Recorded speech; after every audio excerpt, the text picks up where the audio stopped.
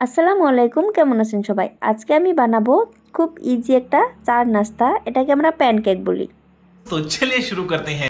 তো কিভাবে বানাবো আমি ভিডিওতে দেখিয়ে দিচ্ছি, আপনারা বাড়িতে বানাতে পারবেন।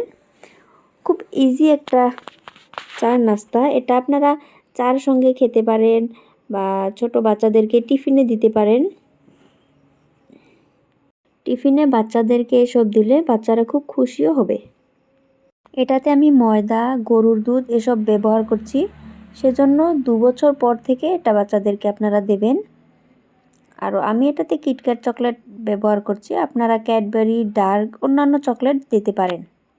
আমি প্যানকেক খেতে খুবই পছন্দ করি, আপনারা কে কে প্যানকেক খেতে পছন্দ করেন কমেন্টে জানাবেন। ব্যাটারটা খুব ভালোভাবে মিশিয়ে নিতে হবে, নইলে কেকটা ফেটে যাবে। আমি এখানে তেল ব্যবহার করছি, আপনারা চাইলে বাটারও ব্যবহার করতে পারেন। ব্যাটারটা এখন আমি প্যানের মধ্যে দিয়ে দেব, ঢাকনা দিয়ে ঢেকে দেব। 2 মিনিট রাখার পর ঢাকনাটা সরিয়ে দেখবেন, এমনটা হবে।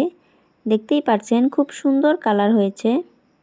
আমি এটা চার সঙ্গে খেতে ভালোবাসি, আপনারা কি দিয়ে খেতে পছন্দ করেন জানাবেন। খুব সফট হয়েছে, দেখতেই পাচ্ছেন।